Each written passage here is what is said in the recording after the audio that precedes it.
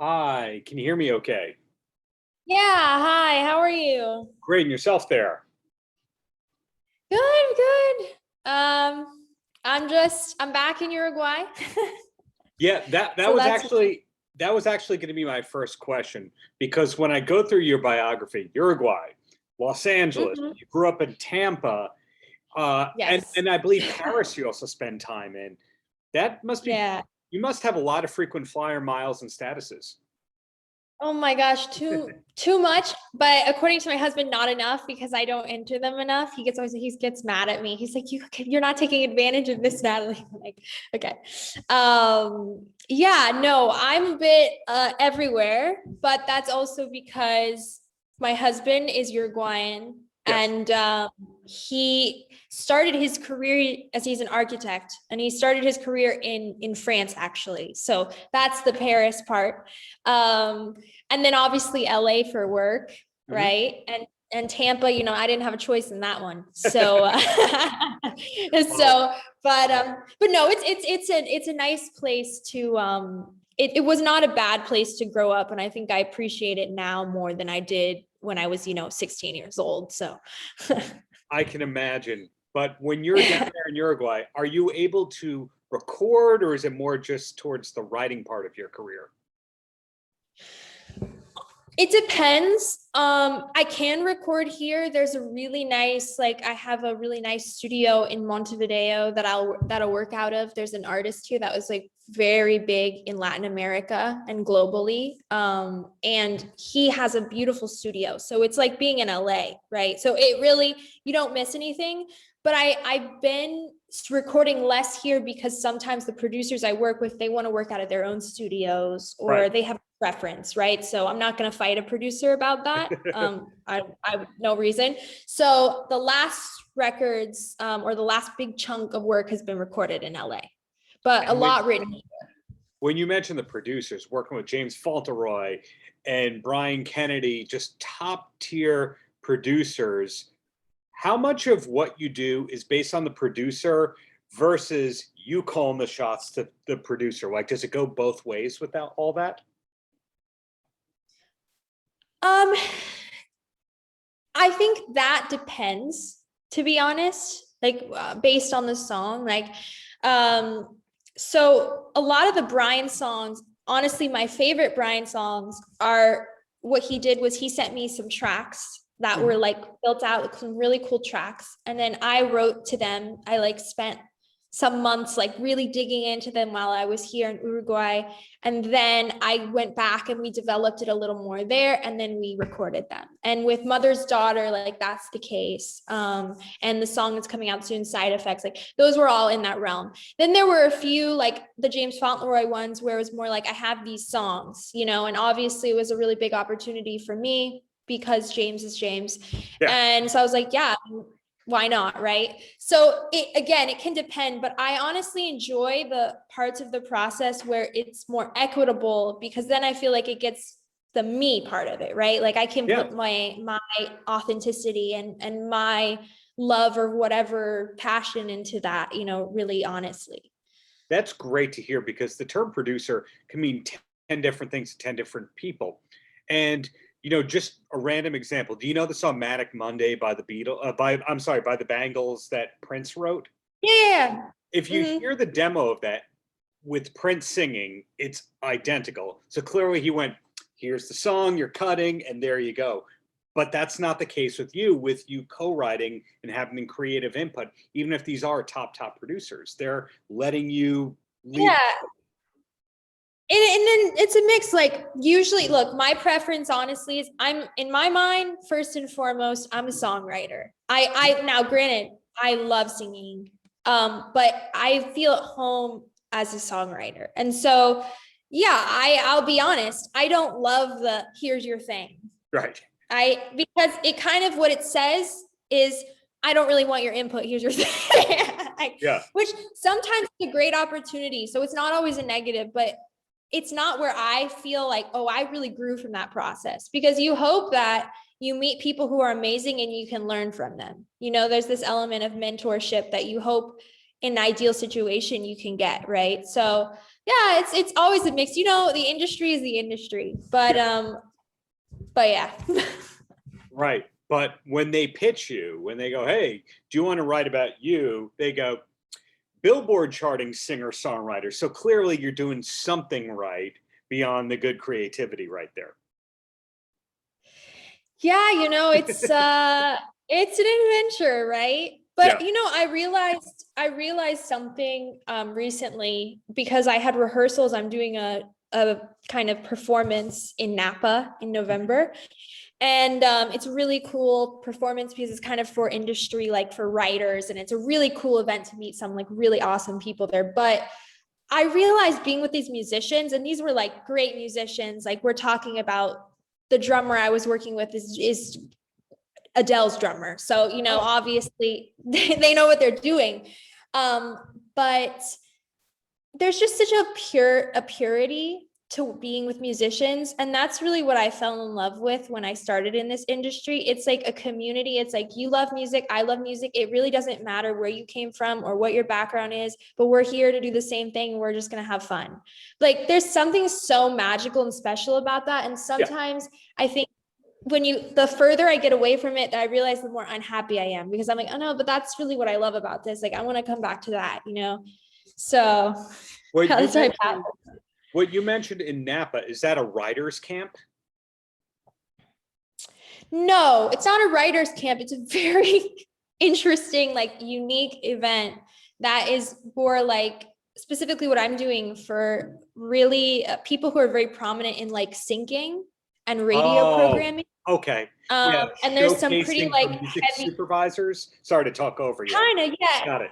Kind of, yeah. I mean, there's some pretty heavyweight people who are like big part of it, like Diane Warren. And I mean, like, so we're talking about pretty like, obviously, prominent members of the music community, right? Who are they all kind of gather, and it's really cool. I'm super excited. Obviously not like the traditional, you know, like festival type setup, but in that way it's cool. I think maybe more pressure though, because performing your songs for a group of like prolific songwriters or music like programmers is a little more stressful, because you know the bar is like here, which that's not to say that performing for the normal person isn't an honor or a pressure, but they don't assess music like, you know, like it's not like, you know, so yeah, that's definitely.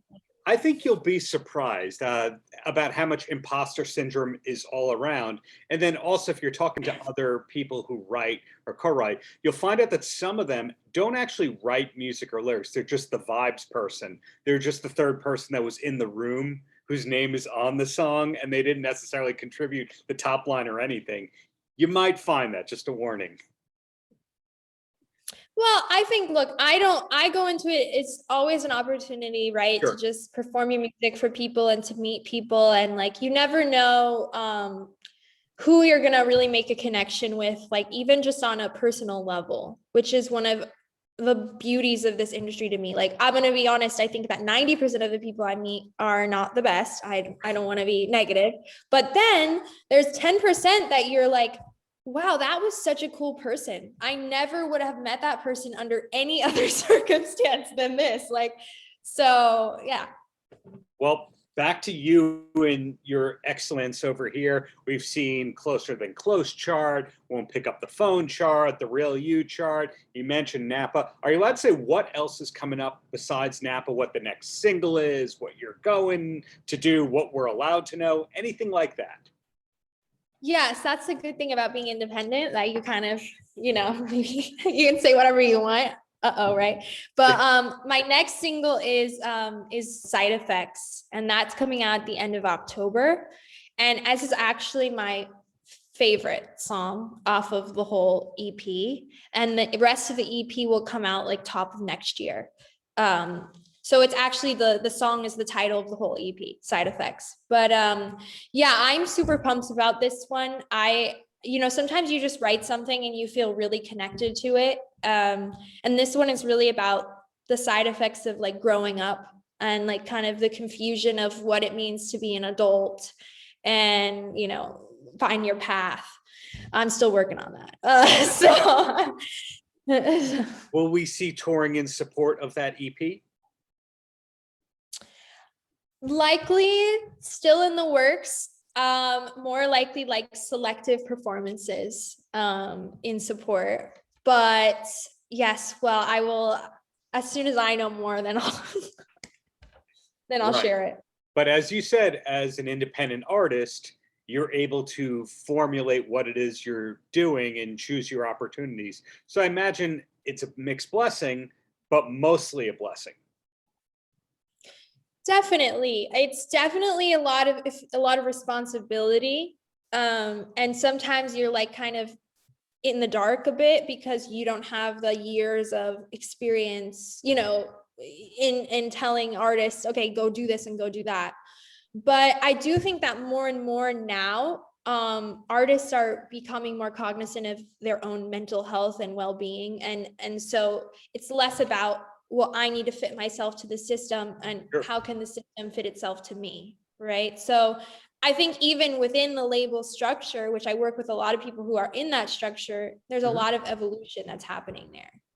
Well said. Well, down to the last three rapid fiery questions before I let you go. First, Okay. who is the singer or the musical artist that made you want to become a professional musician in the first place? Most artists have that one or two artist list kind of thing going. Ooh, this is hard for me because I have like so many varied interests in this area, but my first musical love was Frank Sinatra. I was like a 10-year-old kid jamming to Frank Sinatra. So a little odd, but he had a kind of ability to express emotion and a real ability with timing, like delivery. That was just, I mean, still to this day, it really like left something with me. So yeah, I'd say he's my like number one. But then there are artists, like as I went on in my singing journey, I really like Sarah Vaughan, like even Alita Adams. Like there are singers who really for me were like, wow, like just their control and the sound and their tone, it's amazing. So yeah, I could go in on that one, so I'll just hold myself back. But never yeah, metal. there are a lot of, you were never a secret metal person. No, I was not a metal person. No, but I like rock. I just don't like hard metal. Listen, no diss on it, but it just gives me a headache, unfortunately. Next question. What's the last concert that you went to for fun? Oh shoot, it's been so long since I've been to a concert. Okay. I went to a concert recently, but it was it was more of a familial obligation. Okay. Like it was like, so it was not like no diss on it, just such a different genre than I would be listening to. So a concert that I went to for fun, I honestly haven't been since COVID and I can't even remember what it would be. That's terrible. That's crazy. I need to start going to some concerts. I mean, I went to one like 5 days ago. Some people are back to normal and they're going to 3 a week, and then other people, you're right, it's been 2 or 3 years. Totally. I also live in Uruguay, so that's a little tougher. Like my mom is like goes to every concert. Like she just went to the Lizzo concert. Tampa's a pretty popular stop though. She's about to go to Panic at the Disco. It's more interesting if you ask my mom that question, honestly, than me. So Mom's got taste. Yeah. Lizzo and Panic at the Disco, and wow, okay. And then the last question I got for you: do you have a TV recommendation that you could pass along to somebody who needs a new show to start? My standard, literally, I think everyone needs to see The Wire. I think it's an incredible television show. I think it's so relevant still today, which is a sad thing to have to say, but I think it's true. What a beautiful show, like so well written. So yeah, if there's one show that I think people need to stick with and give it 3 episodes, get into the narrative. Yes. The Wire. The first 3 episodes are a little tough. It's tough to tell some of the characters. It develops slowly. Yes. And do you have a favorite Wire character? Are you a Stringer Bell type? No. Oh God, what was his name? is it because I can't remember sometimes if it's the actor's actual name or if it's the one who recently passed, Omar. Is it Oh, Omar? Yeah, he's so sad, but he's amazing. I mean, that role, like I can understand how that role might have messed someone up because it's so convincing, you know. But yeah, I think he's my favorite character. Definitely not the main, you know, the main guy's a Jimmy. It's like he annoys me. He just drives me crazy in that show. McNulty, yeah. But anyway. But thank you for your time and hope to see you live in New York in the near future. Looking forward to that EP and just keep up all the great work wherever you are in the world. Keep it up. Well, thank you so much. Thanks for having me. Paltrocast.